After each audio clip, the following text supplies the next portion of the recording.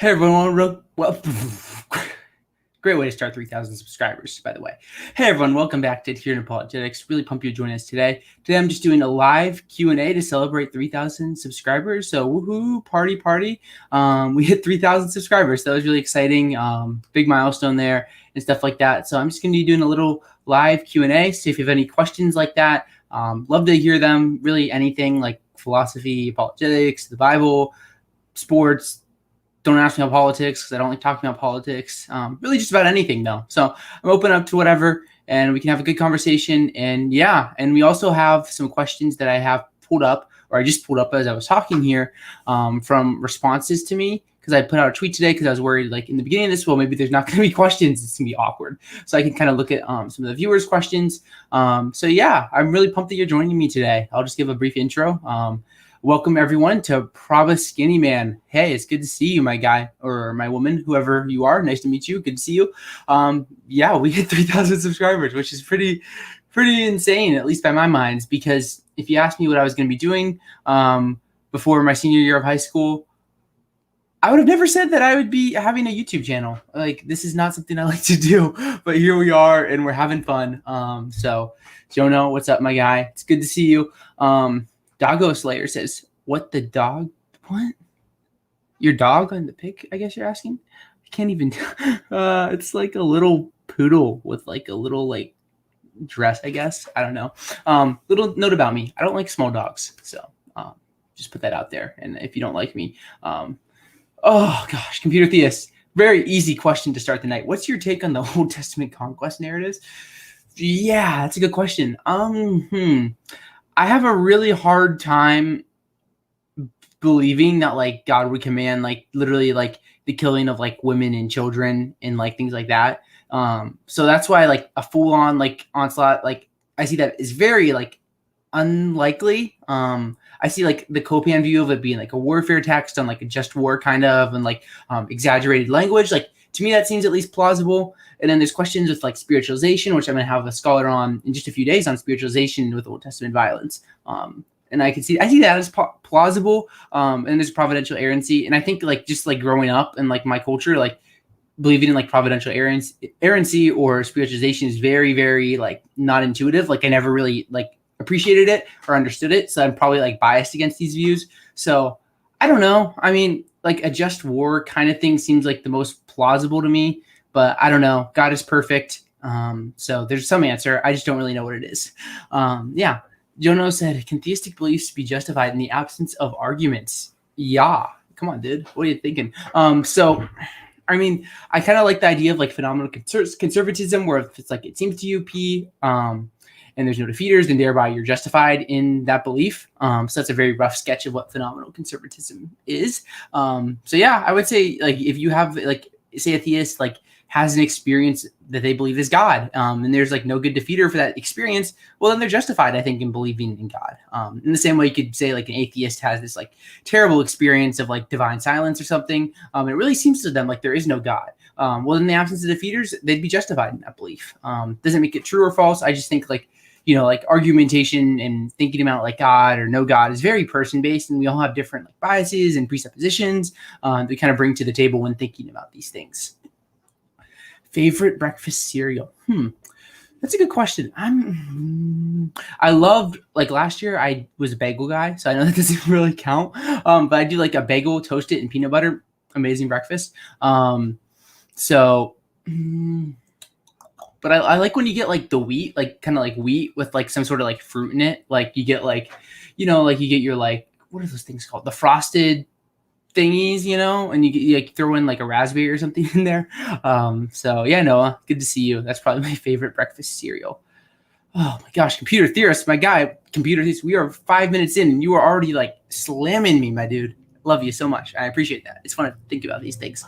He asks, what is your soteriological position? Molinist, Calvinist, Thomist. Also, elephant philosophy is back. Mini frosted mini wheats. Noah, thank you so much, my guy. That's what I was thinking of. What is your soteriological position? So if we're talking end times, I really don't know. I'm just like, yeah, I don't know. I don't really have a position. I mean, there's a position that's right. I just don't know. I haven't really spent time studying it. Molinism, yeah. I mean, part of me wonders, like, can you actually be free? Like, if the counterfactuals just align perfectly for you to like really make a decision to do something, like, well, it just seems weird. Like, I don't know. But I mean, I definitely see Molinism as plausible. Calvinism, I mean, there's some things where like I don't know if we need free will to have a argument. Like I don't. I think compatibilism makes some sense, but then there's this problem of like hell. Like I don't see how you can have Calvinism being true and there also being people who are eternally consciously tormented like that. Yeah, that just doesn't. Like I love my Calvinist friends and brothers, but like and sisters, but like I just don't. That doesn't make sense to me. And Thomist, I have a really hard time with classical theism. I'm reading this really good book called The Divine Attributes by John Peckham, and he kind of gets into this. And yeah, so I don't know. Classical theism is, yeah, it's hard for me to accept. So yeah, and elephant philosophy. It is good to see you back on the YouTubes, my guy.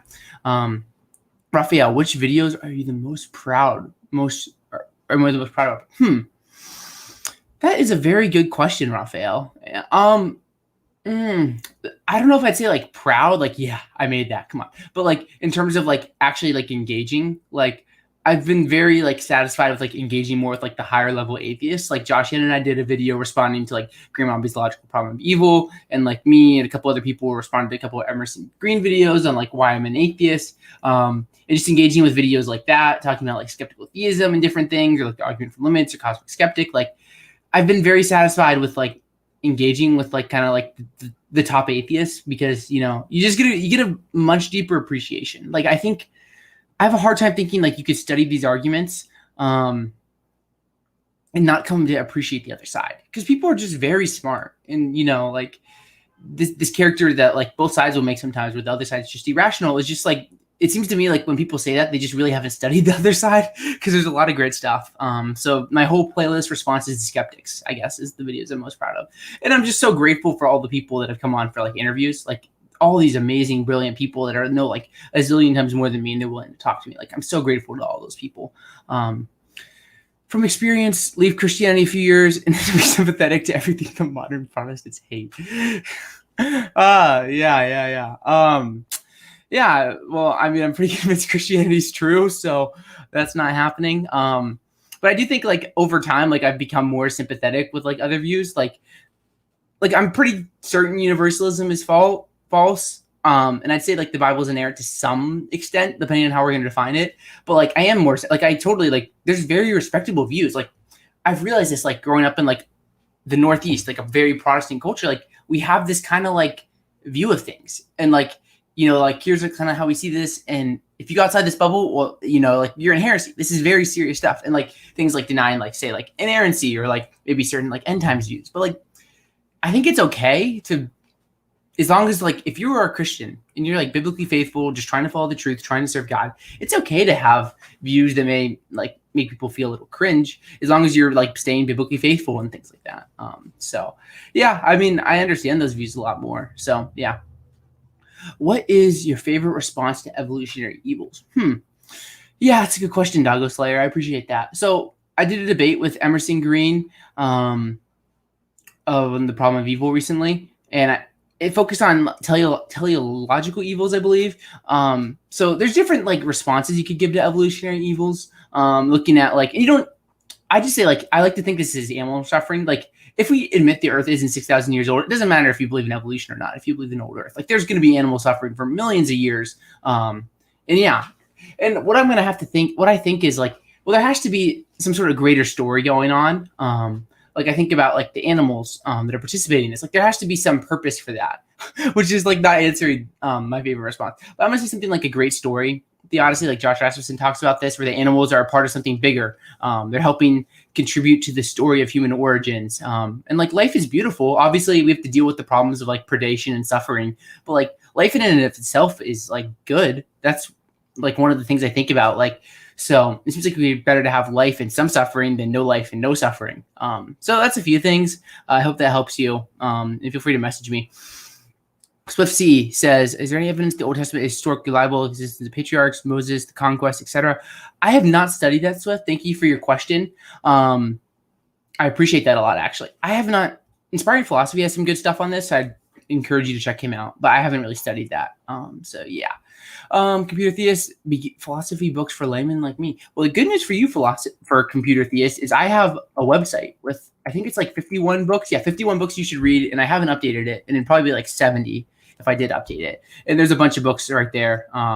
My top 3 right now are How Reason Can Lead to God by Josh Rasmussen, Hiddenness of God, Michael Ray, and Mere Christianity, C.S. Lewis. What's your biggest objection to Islam? I don't know. I guess I could say something like, I mean, like, there seems like there's really good evidence Jesus died on the cross, and Islam would say that Jesus didn't die on the cross. But that's kind of like a beginner thing. I don't know. I haven't studied Islam a lot, SP, but I appreciate that. Zach, do you know what happened to the Think Christian Theism blog? I do not. I'm sorry. How do you handle emotions during disagreements, anxiety, anger? Love the channel. Go Hokies, bruh. Wesley, if you are in, where do the Hokies play? Blacksburg? Yeah. Come down to Lynchburg, boy, and we will show you how us Flames do it in Lynchburg. I think we're like an hour away or something. Go Flames, bro. Come on, Wesley. Come on, let's go. Come on. Yeah, go Flames. I think we actually play you guys later this year, so that'll be fun. How do I handle disagreements? I think maybe this is weird, but like, I just think disagreements are very beautiful. Like, imagine a world where like no one disagreed on anything. Like, that'd be a pretty boring world if it's just like, yeah, like, here I just solved how to like mix, or how quantum theory and classical like mechanics works. Like, bruh, come on. It's like, I got it. And everyone's like, yeah, okay, we're good. Like, that'd be a pretty boring world. So yeah, I mean, I think just like remembering the beauty of disagreement, and like try to remember, like, we're allies. Like, people, like, when I engage with people I disagree with, like, we're allies looking for truth. It shouldn't just be like this polemic where we're just trying to like engage and trying to like get victory points and like stuff like that. So I think it's a few things. Anxiety, I don't really deal with like with regards to disagreements, anxiety or anger. I do get a little frustrated if I feel like people don't understand my point, but then it's just like, you know, like, keep talking, keep trying to see truth, trying to understand each other. Yeah. Noah says, thoughts on the cognitive science of religion. I worry that the hyperactive agency defectivities and the tendency towards teleological reasoning erode credence in phenomenological conservatism. That's a good question. Man, Noah, you probably know a lot more epistemology than I do. My thing is like if we don't accept something like phenomenal conservatism, it seems very hard to me, like, how we're not going to get thrown into radical skepticism. Like, I could feel like a radical skeptic saying, well, you know, like, you have this like appearance of the external world that's really real, but like, come on, man, how do you know that? Maybe you just have this device that like makes you think it's real, or something like that. So that's kind of like one of my worries. You can say like, well, maybe like there's this problem of like people just like are say like reason, like just credence in terms of their beliefs, like believe in God. And it's like, yeah, I mean, there's good scientific evidence to show that like belief in God is like just like an intuitive thing. So I mean, then I don't see that as a problem. I see that as actually evidence in favor of theism, rather than not. You should have a universalist on. Well, tell David Bentley Hart to respond to my emails, because, you know, I'm this big league guy that has like 3,000 subscribers now. No, yes, I should. I just, yeah, no excuses. You're right, Jono. I'm sorry. Please forgive me. Oh gosh, now you're gonna hate me more, Jono. Do you eat factory farm meat? Yes. I'm sorry. I know you probably really don't like me now. Yeah, it's probably one of those things where I'm just pleading ignorance, but I just haven't really studied the topic, haven't really thought about it. I mean, it seems to me like it's wrong, but I'm kind of just been like, you know, like, I've just kind of done it and just like, you know, yeah, I do. Should I? Probably not. Should I take it seriously? Probably. Yeah, that's a good question, Jono. So yeah, I'm sorry. Jerry says, I believe most of the New Testament, but I have real questions about the Old Testament, especially the violence. Why do Christians think I'm heretical because I don't worship a book? So, interesting question, Jerry. So I don't really understand what that means. I believe most of the New Testament, like Marcionites would like believe most of the New Testament, or like any like Muslims could say, yeah, we believe most of the New Testament. So like, I don't know if that like, so what I'm trying to say is like, are you like, what does it mean to believe most of the New Testament? Like, because if you like deny, like say like the Nicene Creed or like the resurrection of Jesus, like, well, there's probably some very serious problems. Like, and like just because you accept most of the New Testament doesn't mean then that like you're a Christian. So yeah, I kind of don't know what that means. And then how does that translate to Old Testament violence? Well, I mean, we have to take God's word faithfully. Like if Jesus rose from the dead, there's very good credence to think that Christianity is true. And then we have to think about like what the author thought of the Old Testament is like inspired, God's inspired word. So yeah, I mean, I think it's okay with having mysteries and questions. Like take like Randall Rouser. Love that guy so much. Like he's a committed Christian. Like he believe, like he'll affirm like the creeds or like like things like that, like death, resurrection, Jesus, Trinity. And then he comes to like these questions with like Old Testament violence, and he's like really disturbed. So something like that, and so that's like why he wrote Jesus loves the Canaanites. And I mean, he believes the Old Testament. He just thinks like the interpretation of like God actually commanding these things is wrong, and like we could debate that. So yeah, I mean, I see like. Yeah, I mean, that's kind of my response is like start with the creeds. Like, do you believe Christianity is true? And then kind of go from there. And like, what does that mean for like looking at like the Old Testament and how you should interpret it and things like that? So, yeah. Oh, community pastors. Oh, Nicholas Quint, my guy. What are you doing here? Shouldn't you like be like doing something else? I don't know. I haven't studied enough. I have been thinking about like, I think it was you who talked about how like, or no, it was NT Wright about how the person that delivered Romans was a woman, and like that meant that person like explained it and things like that. So I mean, I definitely see a case for it, and there's questions, and I don't know. That's one of those questions I'm just really not sure about, Nick. So I'm sorry.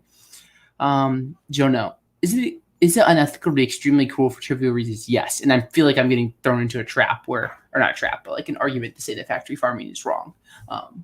And yeah. So yes, Joe, no, throw me into your trap and expose me for my views about factory farming, because yeah, I mean, I'm probably wrong.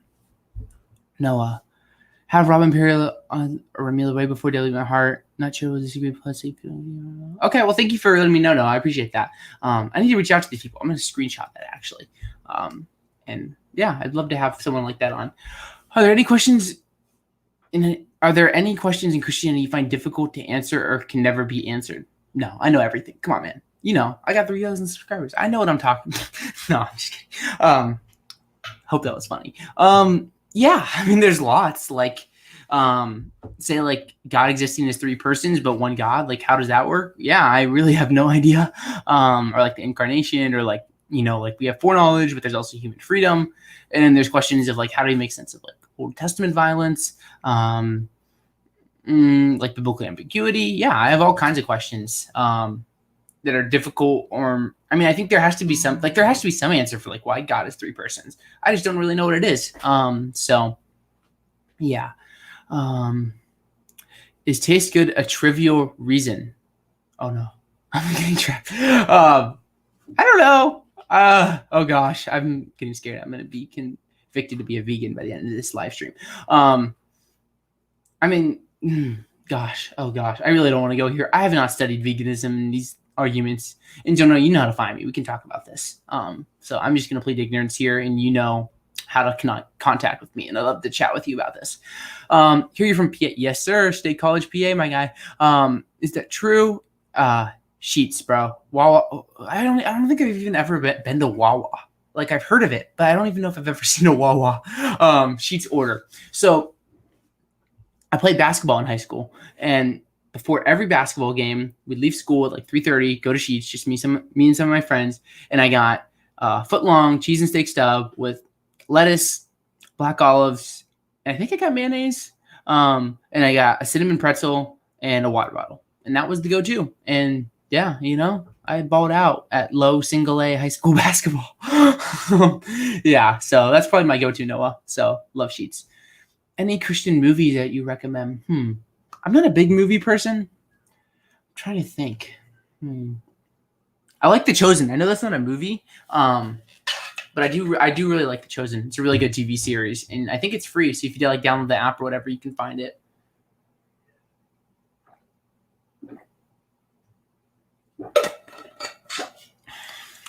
What's your second favorite year? Well, I guess that answer that question. I have to figure out what my first favorite year is. So, right, left, right, left, right, left, right, left. Right's my favorite year. So left is my second favorite year. Yeah.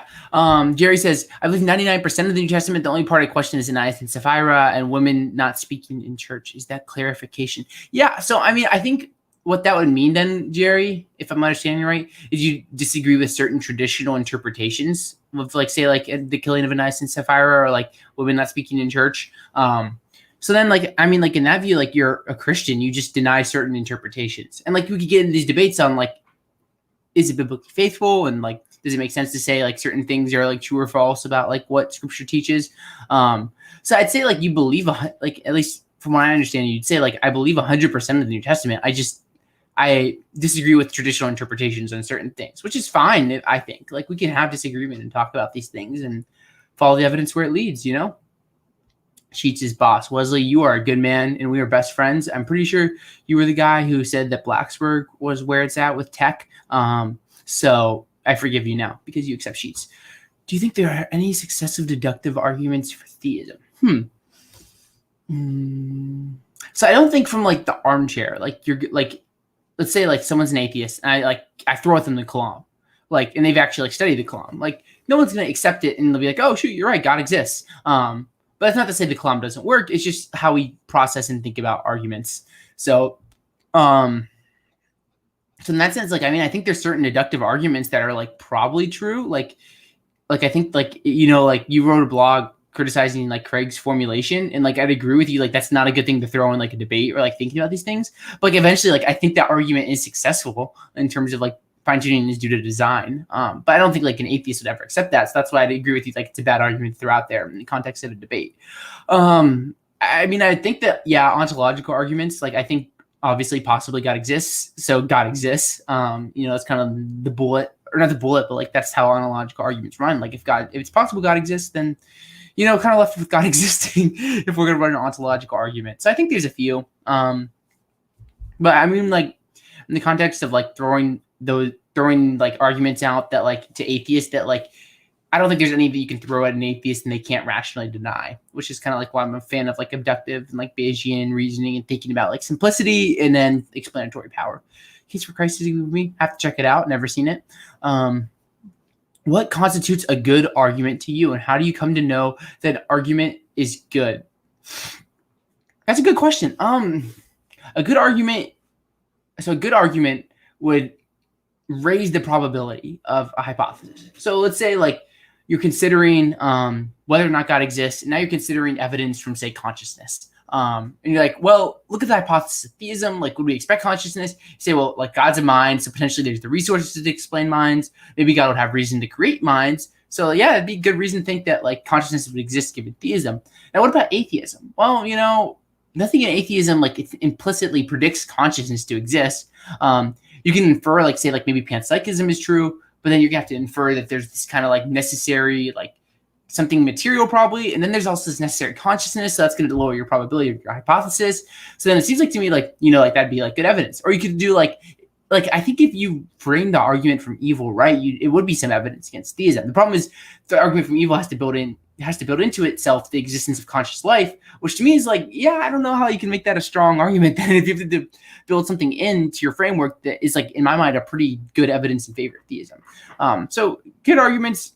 A good argument will show that something is expected on one hypothesis, but not on another. So then it lays favor to the one hypothesis. So yeah, it's kind of how I think about arguments. Raphael says, do you edit your own videos? Yes, I do, senor. Yes, I use iMovie, guys. I'm sorry. Please forgive me. I'm good at some things, but like editing and like artsy stuff is not my forte. So forgive me for using iMovie. But yeah, as an apologist, you probably sleep comfortably. Okay, well, nice. Depends on how you define successful. That's true. The TV series AD was the best Christian entertainment I've ever seen. It came out about 6 years ago. Have you guys seen it? It sounds familiar. I'll look it up. AD, the Bible continues. Oh, I've heard of that. I just haven't seen it. So yeah, I mean, I don't watch a lot. I watch like one show a day, and that's kind of like while I'm doing homework, so it's not actually like watching it. Unless it's like a Marvel thing, then I drop everything and watch it. Like Shang-Chi was so good. All right, we're caught up on questions. What I'll do now is I will go to the community tab and read a question while I wait for more of you guys. So thank you so much for joining me. I'm glad that you think that what I say matters and you're listening. Probably Skinny Man, who is, literally right here, says, I'm not sure if I'm able to make it. Well, you made it. So glad. But I'd like to ask, who is your favorite philosopher and why? So in terms of like approaching like conversations, my favorite would be like Josh Rasmussen, because he approaches it in terms of us actually seeking truth. Like, and not saying other people don't do this, but like he's such a nice guy, and like he's really helped me like frame like how I think about like debates and conversations. Like it's not about like trying to like get points and like stomping the other person and showing them that they're rational, but really just like like seeking truth and like trying to understand the world. Like Josh has helped me remember to wonder. Like I feel like if you're in apologetics or counter apologetics, it's very easy to get into like, well, I got to prove Christianity, you can prove Christianity is false. And then we get into this like dogmatism where like we're just out to destroy the other side, and we lose the beauty of truth and like seeking truth and trying to understand truth. Like that's such a beautiful thing. So yeah. And then like I love Oppie's ideas, like Apologetics Chad here, me saying I love Oppie because it's like what all the cool kids are saying these days. But like how he approaches arguments is really helpful. I love Swinburne's way of thinking about things, and yeah, that's a few of them. Damn, Chris, does the YouTube channel affect your studies negatively? Thank you so much for the super chat first, Chris. Really appreciate that. The 100 of whatever currency that is. Appreciate that, my guy. Really appreciate everything you do and help out with the channel. So thank you so much. Really appreciate you. You're awesome. Does the channel studies affect your studies negative? Not anymore because of people like you. Patreon plug right here. So because of our patrons at patreon.com/Apologetics and our YouTube members and our people who super chat, no, this is my second year now where I'm a student and I go to school and then I do this. And this is kind of like the two things I do. So luckily, like I can spend a lot of time on my studies, which is very important, and also spend a lot of time like making content. So praise be to God for all the people who have supported the channel and stuff. And because you guys know, I mean, my studies are going well, and I'm not failing, and I'm going to be, Lord willing, graduating in May. And yeah, so yeah. Still chat with a friend who helped me make Atheist Apologetics. Yes, sir, BDS. That was Carl. Carl is my best friend. We go to college together. We roomed together for 2 years. Now I'm separate from him, and he's like 10 miles away right now. But yeah, I mean, we hang out all the time. We were hanging out yesterday, watching the Steelers and like crying and suffering, but also really happy when they won. So yeah, I mean, yeah, Carl's a great guy. Love the guy. And he's kind of had a different vision for what he wanted to do. And yeah, so Carl's a really cool guy, and he supports the channel, and he's awesome. So yeah, he's there. He's still alive. Favorite Old Testament and New Testament scholar. Okay. Biblical scholarship is something I need to study more, but my favorite Old Testament scholar, I'll say John Walton, but I haven't read a lot of Old Testament scholarship. But he's really helped me revolutionize how I think about like the Bible and understand. Or Michael Heiser, I love Michael Heiser. But I don't know if he's an Old Testament or New Testament scholar. So yeah, and then New Testament scholar, I like John Piper and N.T. Wright. So completely different directions theologically, but I love John Piper's heart for the Lord, and I love N.T. Wright in terms of like understanding the Bible and like helping me like kind of get like help me throw away some of my presuppositions that don't need to be there when thinking about the Bible. So there's a few of them. I kind of like listed 4, and none of them are really specifically in like one area except Wright's primarily New Testament. And Nick Quint, I love Nick Quint. So hopefully you're still listening, Nick. You're actually my favorite New Testament scholar. So Nick, if you're listening, please. And if not, I don't know. It's sad. I just gave you a shout out. Shout out to his channel, which I forget its name. Oh, it's what's Nick's channel's name? I don't know. It's something. It's linked in an interview with Nick. I'm so sorry. I watch your channel sometimes. Thank you for listening, Jerry. Really appreciate that. And from what I know about you and all you do in life, I wonder, when does that young man ever sleep? I actually get a good amount of sleep. Like I always get made fun of by my friends because I go to bed early. But I mean, I sleep from like 10:30, 11 to 6. So I get like 7.5 hours. I have a watch that keeps track of my sleep, and I get like 7.5 on average at night. So yeah. Chris, BDS, thank you guys. I see you have the member icons next to your names. Thank you so much for becoming a member. yeah, I appreciate you guys being a member. And if you're listening now and you like the content, consider becoming a member. $1.99 a month, and you get a cool little badge like Chris and BDS have. Do you listen to any pastors? If so, who are your favorite? Yeah, I listen to a few. So I listen to John Piper a lot, Tim Keller, my dad. My dad. Yeah, my dad's a pastor, so I listen to my dad. Those are the big three. I listen to Bishop Robert Barron sometimes. He's not a pastor, but he's a bishop. So, I mean, it's similar. Those are the big ones. Yeah, those are probably my favorite pastors to listen to. Go Bills. Ha ha ha. Wesley. Bro, we've had a roller coaster today in this live stream. We're only 30 minutes in. You were like, go Hokies. And I was like, this guy's, oh. And you're like, go Sheets. And I was like, yes. And now you said go Bills. But, the Steelers won yesterday. So, yeah. How many points a game were you when you played in high school? I'm trying to remember. So, went to small school, so I started varsity all 4 years, which probably would only happen because I started at a small school. So it was like maybe like 6 or 7 my freshman, like 10 my freshman year, like 7 my sophomore year, like 20 or 18 my junior year, and like 15 or 14 or 13 my senior year. So I finished with like 1,020 points. So I hit 1,000 points. So that was pretty cool. Basketball was a lot of fun. Have you heard about John Piper on wives who made abusive husbands? Ooh, I mean, I have not come across that, but if that's true, that's really sad. Yeah. Ramon. Hey, y'all. What's up, Ramon? It's good to see you, my guy. Assuming Australia and the USA went to war, assuming you, would you rather fight or go to prison for the duration of the war? Oh, my gosh, dude. That's you, Jonah. You are letting it all out. So it's going to depend. Like, say, like, one side is, like, committing Holocaust or something terrible, then like obviously like you'd want to fight. Like you don't like, we can't just like let genocide and Holocaust happen. So if that was something that happened, then yeah, I'd fight. But if it was like over, say like, like oil or something that's like, like just like a war to try to make money, like then I'd have a very hard time fighting. So it's going to depend on the context, and like Australia and the USA are homies, so that's never going to happen. Miguel says, cool. Appreciate your thoughts, Miguel. What's up? So we are caught up on live chat questions for a second. So I will look at another question from the YouTube community tab, and keep firing away, guys. I appreciate this. So I'll probably go for another hour if there's a lot of questions. I need to drink water. So I'm going to take a drink for a second while I read this question. While I read the question out loud from Truth TV. Okay.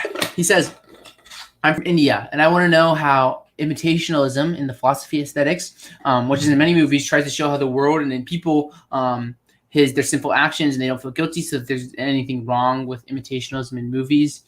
So I think what this question is getting at, and like how it affects our Christian life, is like, so in like films and media and whatnot, it's often portrayed like certain things that like Christians would say is wrong, is like, yeah, that's good. Like say like sex outside of marriage, or like like getting drunk, or like things like that. And yeah, I mean, that's damaging. Like I've been thinking about this, like my own culture growing up.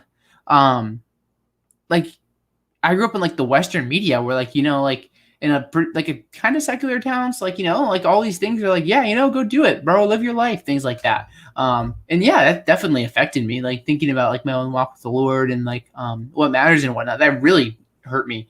So yeah, it's definitely a serious thing, and we have to think about like, what are we teaching? And I don't think the response is to like hide from culture, but rather to like engage with it and like show like, hey, this is what they're trying to say, and this is why we think it's wrong. So yeah, it's an interesting question, Truth TV. Appreciate that. We're back. Oh my gosh, I'm so sorry, everyone. I have no idea what happened. My computer's internet just like decided it was gonna be done for the night, so I had to restart my computer and get back on here. But somehow a bunch of people are still here, so we'll just keep going. Yeah, I'm so sorry that I lost you guys, and hopefully we can keep going. So sorry. I'll catch up on questions. And yeah, we're back. Jonah asked me about Australia and the USA going to war. That was the last time we left, and that was the last question. And I answered the question about, yeah, I don't use Reddit, so I can't trash Reddit with you, Raphael. Favorite theology podcast? I just started listening to someone, I think his name is Jordan Cooper, the Justin Sinner guy. I forget his name. He's a really good podcast. Oh no, I froze again. I'm back. Okay. So he's a really good podcast. I don't disagree. I disagree with John Piper on like everything, but I do really like his commitment to like being biblically faithful. Craig has some good stuff. NT Wright stuff is really good. Yeah, those are some of my favorite. I don't like to talk bad on people, Ramon. I'd say the more toxic form of like apologetics is when we're not actually like engaging with people, but we're just trying to like show people as like stupid. So I mean that kind of method when you're just trying to make people sound dumb is really annoying. Like it's like all people that disagree with me are just irrational. Like no, you can have rational disagreement. Like even if you're like a precept, like see like Eli Ayala, he's a precept, and like he's gonna say like the atheist like can't really be rational, but like he's so gracious in how he talks and stuff like that. So I just think when you villainize people that disagree with you, that's kind of the method that I'm like not a fan of. Text checking. I like the tree. See, this is kind of funny because like when I was setting up the stream, like I had the tree there and I was like, yeah, I love that tree. Like it's such an aesthetic thing. So yeah, thank you, Jesus. Thank you for appreciating my tree and all that hard work of finding the image online. Catching up. Daniel says, do you have its favorite sport team or something? Yes, sir, Daniel. So that's kind of like my thing. Like it's like I do work and like I'll watch sports or like have like a lot of times like when I work, I have like a soccer game or a football game or a baseball game or something in the background because like it helps me focus, which sounds weird, but yeah. So I like the Steelers, Pittsburgh Steelers. That's my hometown team. I like Penn State because that's where I grew up. Liberty Flames. Like the Philadelphia Sixers, Penguins, Pirates. Just thinking of all the sports. And then I like soccer a lot. So I'm a big Chelsea fan, but only when Pulisic is playing. So yeah. Who do you think is the GOAT in that? Bruh. I'm just kind of exaggerating. The GOAT is LeBron. Like, dude is just like amazing. Like, he just every year is great. And basically, like, how like apologists get really triggered when someone asks, like, well, who created God? I get really triggered when someone's like, well, Michael Jordan went 6-0 in the NBA Finals. It's just a terrible argument. And let's go. Let's debate. I'm ready. Whoever wants to go, come on, right now. We'll talk about this. I'm kidding. I don't want to get into a LeBron debate thing. Yes, I agree. So I'm not saying like, I hope just to clarify, like I'm not saying like all precept is like bad. Not at all. I think there's very intellectually rigorous forms of presuppositional apologetics. It's just when people are actually just like, like not actually trying to engage, but they're rather just trying to like, like villainize people. That's more of what I'm talking about. And like, there's many people who aren't like a precept that do that. So, and I'm not even like, when I'm like criticizing, like, I don't even have preceptors in mind really when I'm talking about this. Like maybe like one, but I don't like to gossip. Wesley, my guy, you just struck out so hard. Interesting. Chelsea gross, but Pulisic legit. Dude, honestly, I relate to that because Chelsea, I didn't care about Chelsea and they signed Pulisic and I was like, oh shoot, because I love Pulisic. Yeah. Do you have any future debates planned that you host or partake in? Yeah, so next week I'm hosting a debate between Eric Manning from Testify and Godless Engineer on undesign coincidences and defeating the 500. So that's next week sometime, like Tuesday evening maybe. So that should be a lot of fun. Really looking forward to that. And then partaking in, yes, we have something in the works for mid to late October. I was actually just talking with the guy today about it. So we're working on that and hopefully something's going to happen in October, which should be really fun. And I'm really looking forward to that. So yeah, that's probably going to happen and I'll announce it when it happens, when we get it like set in stone. So yeah. What's your vertical height? I'm 5'10", if that's what you're asking. And how high can I jump? Not high. I've always I was like the guy on the basketball team that was like the tiny guy that just like was like a grinder more of it, like not super like hopsy or whatever. So, bruh. Okay, Daniel, you seem like a cool guy, but if you're gonna call Chelsea gross, what does that say about Bayern? Like they literally just buy the entire Bundesliga. Like, bruh. Like literally, like anyone else in the Bundesliga is like decent, and Bayern's like, all right, we're just gonna throw a bunch of money at these guys. Like, come on, Daniel, come on, bro, let's go, come on. You can't call Chelsea gross and then call Bayern support Bayern. in the galaxy. I mean, LA Galaxy, they're fine. We are caught up again. I will go back to the viewer questions, hopefully the internet or the community questions that showed up before the stream. But yeah, thank you guys for joining. It's been a lot of fun. We'll keep going for another 40 minutes as I pull up our community tab. And yeah, so feel free to ask anything. And yeah, it's a lot of fun. Yeah. So yeah, I answered Jonas' question. Yeah. So I'm actually really looking forward to doing a debate again. So I always love those. And I promise to not talk really fast because that is a terrible idea. So that's probably going to happen soon. And yeah, it's going to be a jolly time. Community tab is pulled up, but there's questions back in the live chat. Do you hold to John Walton's Genesis 1 view? Potentially. I definitely see it as plausible. I'm not really committed to anything specific. I'm pretty sure, like pretty confident young earth creationism is false. Like Ben Stanhope has a really good book on it. Yeah, but then like in terms of like what does that mean? Well, Walton's view seems plausible to me, and maybe like some other older view. Yeah, I'm kind of agnostic on that. Look at their history though. Bayern were the small team back in the 60s and built themselves in the Giants plus 50 plus 1. Okay, the 50 plus 1 rule is good because then we don't have super teams like Chelsea who hecking like wanted to join the Super League. And yeah, maybe they were a small team in the 60s, Daniel. I just was like not alive, so I don't really know. Oh my gosh. I got a phone call and that just scared me so hard. So I'm sorry if I jumped. That's why I just got really scared. I'm jumpy. What, if any, campus ministries are you a part of? I am not really a part of any. I'm part of like a local church congregation and like go to church and like part of that, but not really a part of any campus ministries, Wesley. I'm caught up again. Let's look back to the, so these questions we're looking at are from the community tab. Let's look at Orange had some questions. He said, what is your response when someone says life is meaningless?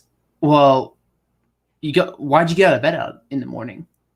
Like, there's this innate sense of like purpose. Like I've been thinking about this so much recently. Because Jordan Peterson brought it up, and I was like, yeah, that's really true. It's like, why on earth do we get out of bed in the mornings? Like, especially like if you think about like, I'm not one of those people where it's like, well, atheism, there's no purpose, meaning, like it's total like Nietzschean nihilism. But like, why on earth would you get out of bed in the morning? Like if atheism is true, like it just doesn't make sense to me. Like there's this innate human like belief that like life has purpose and value, and things like that. So yeah, you can definitely, yeah. So I don't know, that'd be like that. Why immorality or rather infinite existence isn't a problem? So like, why isn't it a problem that we live forever?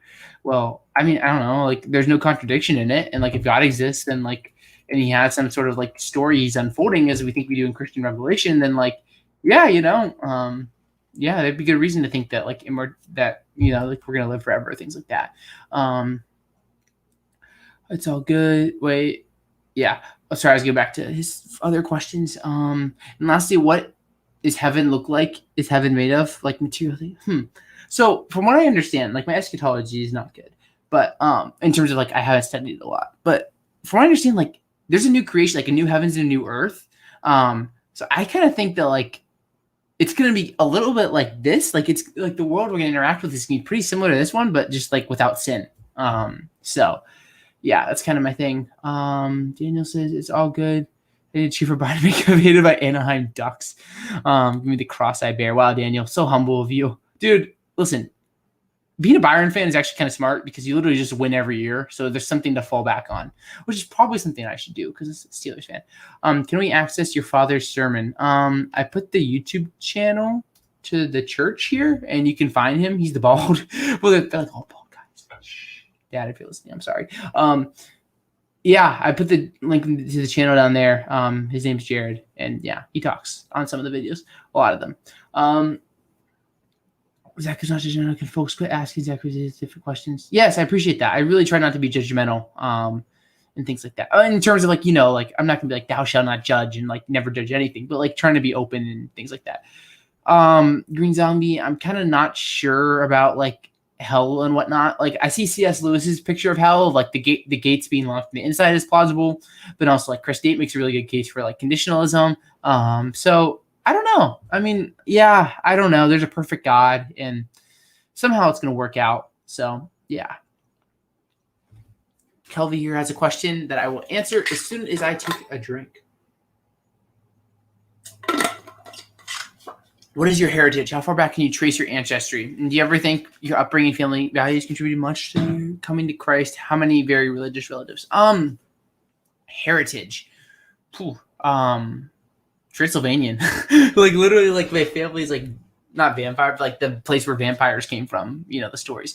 So that's as far back as we go. Like Germany, Transylvania. I heard that secular actually like goes to secular, like people that like weren't religious. So like I don't know if that's actually true or not though. So maybe yeah, I was a skeptic before, but no. So yeah, I don't know. Do you think family, like whether you accept it or not, like the way you are raised really makes an impact on how you live. And like my family was Christian and I grew up in a Christian culture. So yeah, I mean, it's very much influenced by Christian culture. And how much in coming to Christ, I mean, definitely it played a part. Like, especially like when I thought about God, like I've always had this intuition where like if God exists, well, Christianity must be true. That's just my intuition. And it's probably a lot of it comes from my family background. A lot of very religious family, things like that. So yeah. Fun. The crew intern at Liberty dated Dwight from The Office in high school, so do crew. That's pretty funny. Yeah, I grew up like an hour from Scranton where The Office was. So yeah. What's soteriological? Oh gosh, I have no idea. That'd be a question for my father. Yeah, I don't know. We haven't really talked about it. I think he does. I'm not gonna put words in his mouth. He doesn't know. I don't know. He might have an answer. I don't know what he thinks. Have you ever suffered from any tragic injuries? No, I had a pretty bad ankle sprain my senior year of high school. But not like an ACL tear, and I got stitches when I was like 4. You can see it on my eye, maybe not. Yeah, that's it. Nothing too bad. Harry Stark in the YouTube community has a bunch of questions. Oh my gosh. Okay, since you just like rapid fire these, I'm gonna give rapid fire answers. Am I a Molinist? Yeah, maybe. Mind body dualist, possible, but I think not. Idealist, lean towards it, but not convinced. Panentheist, no. Old Earth creationist, yeah. I mean, I believe in old Earth, and what does creationist mean? Obviously God exists. More realist, yes. Conceptualist, I feel like that has to do with abstract objects. Not studied enough, so I'm just gonna say I don't know. What doctrine of inerrancy do you hold to? I'd say God's word is true and all that when we interpret it correctly. So when we interpret it right, God's word is true.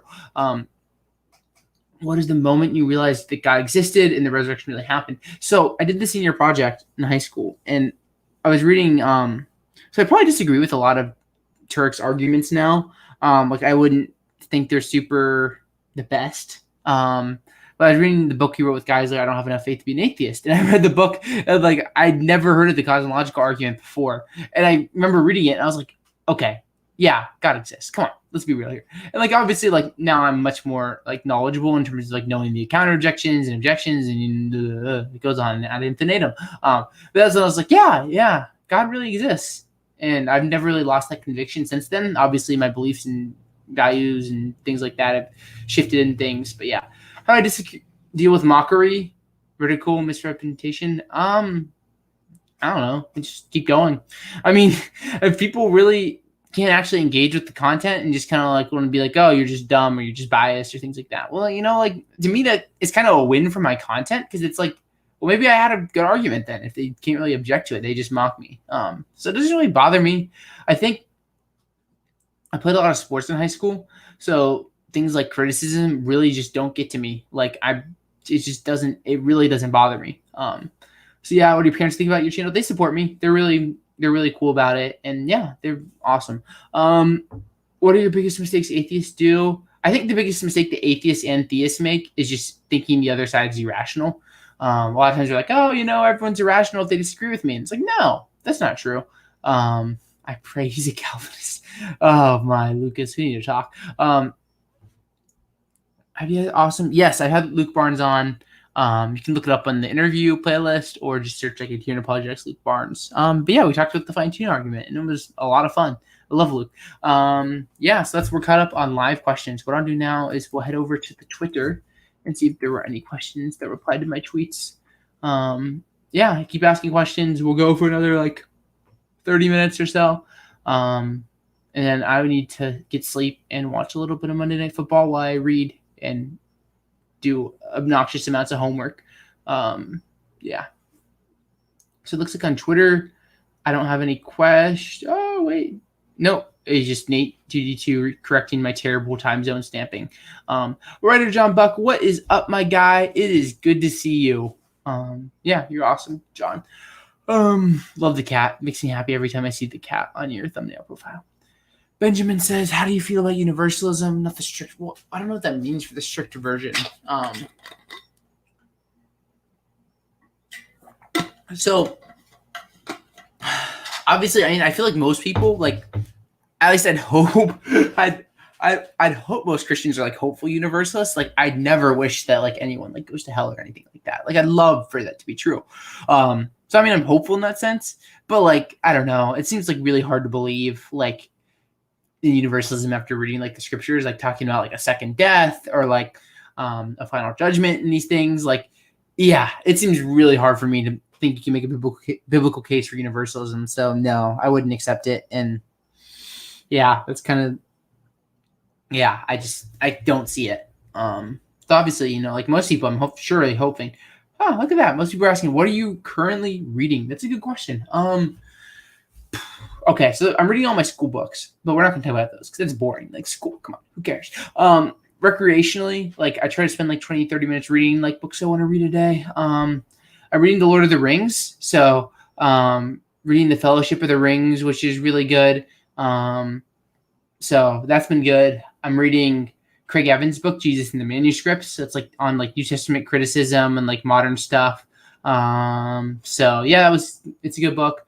I'm reading John Peckham's book, Divine Attributes, which is really good. John, you may not like it because I know you're Catholic, so you're probably a classical theist. But he kind of tries to, he kind of argues that classical theism just doesn't really line up with like what scripture says about God.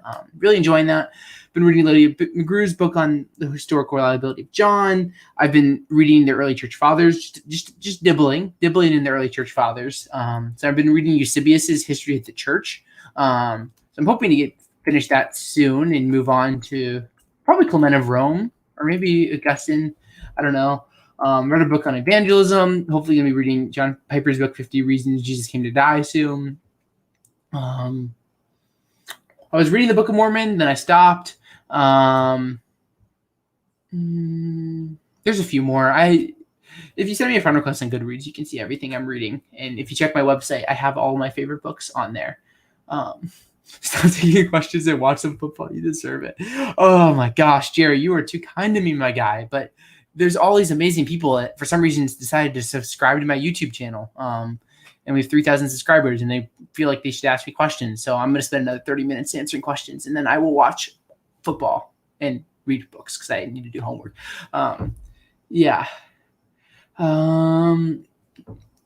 Thanks to my friends' debate. I heard that was a cool debate. Yeah, have to check it out sometime. UVA or Hokies?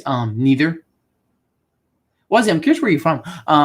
You from Virginia? Because I live in Lynchburg. It'd be fun to hang out sometime if I'm not crazy busy. I don't know. I mean, I have a friend that goes to UVA, so I guess that leans me towards UVA. But I also have been like near Blacksburg, so I guess I'm a true agnostic on the UVA or Hokies question. So the book I believe is called The Divine Attributes by John Peckham. I believe his name is. It just came out just a few months ago, so you can check that out. Divine Attributes, Peckham, published by Baker Academics. Yeah, so I think it's called Divine Attributes, Knowing the Covenantal God of Scripture is the subtitle. So yeah. Well, John, he destroys that argument with facts and logic. No, I'm just kidding. He talks about that stuff, so it's worth you might be curious to check it out. So yeah. Sorry, but I'm obsessed with hell. Do you think people can get out of hell? Also, what's the biggest problem with naturals? Like once again, no, it's like hell's a very important question, Ben, and like we need to talk about it. Yeah, we should talk about hell. Like, yeah, it's a very important topic. I have just reading the Bible, I have a very hard time seeing how you can make a case for universalism or like universal reconciliation. Not to say you can't do it. It just seems very unlikely to me. Um, so yeah. Yeah, so I struggle with it. Biggest problem with naturalism. Wait, okay. I just have a hard time understanding what naturalism means. Because, like, if I talk to some people, like, naturalism means, like, reductive materialism. But then some people, it's, like, this, like, cosmopsychism, where we're going to grant, like, consciousness or more realism or all these things. So I don't know. It's hard. It's, like, it's just tricky to define, Ben. So, yeah. We make an updated version of your top 10. That's actually a really good idea. I'm going to write that down. Because I made that video a long time ago. So I'm going to write that down, and I will do that in the future, actually. I do these lecture videos, and I'm doing a very short video on origin and like Platonism. And after that, I didn't really have a plan yet. So yeah, I might actually have to do that because my ideas have changed a lot. Love your interview, SJ. Thank you, Ramon. Really appreciate that. I'm from Charlottesville. Appreciate that, Wesley, dude. I feel like you're only like an hour away then. So if you're ever in around Lynchburg, I'll buy your sheets, bro. Come on. Sheets boys got to stay together. How has learning church history impacted you? That's a good question. So I haven't read too much. Like I read Augustine's Confessions, and now I'm reading Eusebius in like his church history, and that's really the only things I've read so far. Yeah, so I mean, I think it's given me a deeper appreciation for like the tradition of Christianity. Like, like you kind of like I kind of have this like vision where it's like, oh, it's just the Bible. And I'm not like denying, like I affirm sola scriptura, but like there's a lot of rich tradition, a lot of very smart people who, like came before us, like the church fathers, and like you think about like the martyrdoms. Like I've been reading Eusebius's book, and he's talking about martyrdoms of like early Christians, and like Christians were willing to die. Like they took it very seriously. Like, and I've just been like convicted because I'm like, well, am I willing to die for like my faith? Like, how seriously do I take it? Things like that have really impacted me recently. Thinking about like here I am, and I do these YouTube streams, and I do homework, and I watch sports, and I hang out with my friends. Like, what am I doing? Because these people were like willing to die. And I'm not saying like everyone should be a martyr. But yeah, no, like it's made me like really think about like not just like arguments and stuff, but like actually like what does it mean for me to be a Christian? Yeah, I heard there's a good debate, John. Yeah. Emerson Green's coming on next week to talk about physicalism. Because I think this is one of these points where, especially like apologetics, has probably made like push atheists too far in terms of like, it's like a lot of atheists will deny things like moral realism or like be physicalists. And like these things are like, seem so intuitively false. And like, you don't have to like accept Christianity to like believe it. Like you can be an atheist and be a moral realist or deny or accept like the non-reducive nature of consciousness. And you're gonna have I think you're gonna have problems like explaining these things, but like you can at least be consistent. Like there's nothing like 2 + 2 = 5 and consistent about believing in like those two propositions. That's what I'm hoping to kind of do with that. But yeah. How do you think God feels about euthanasia? Oh gosh, Ben. I would tend to think euthanasia is wrong. Like God is the giver and taker of life, and things like that. Like that seems just wrong to me. And then you also hear about like, there was some sports player that was in a coma for like 35 years because the wife didn't refuse to take them off life support, and like that seems like I don't know. I don't know. It's a really controversial topic, and it's very something we need to think about. So. Dude, you love the free will debates, John. Come on, give them to me, dude. I love talking about these things. Oh, so we were caught up in questions again. I think we're getting caught up. I checked Twitter, checked YouTube community. Let's look at our Instagram comments, and after I check Instagram, we'll be all caught up on those. Obviously, if you're new to the channel, be sure to like, subscribe, all those things. If you enjoy the channel, consider becoming a patron or a member. You can, if you want to be a member, you can literally just press the join button like right there somewhere on your YouTubes.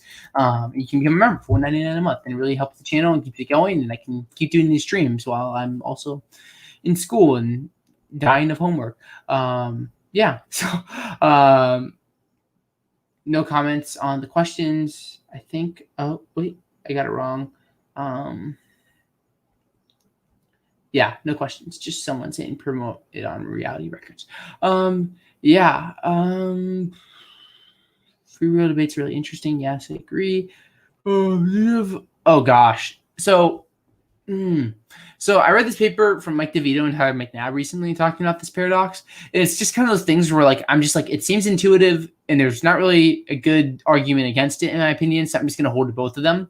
So this is kind of like if we think about like Christian mysteries, like say like the Trinity or like the Incarnation, it's like, yeah, these aren't contradictions, but how do we explain them? We really don't know. And then to me, it's like foreknowledge and freedom. How to explain these things? Well, they may appear as contradictions, but you can't like tease out a 2 + 2 = 5 contradiction in them. So I'm like, well, yeah. So I mean, I believe in foreknowledge and I believe in freedom, and it's not a contradiction. And how it works, I don't know, but it's not a contradiction. So that's kind of the story I would accept.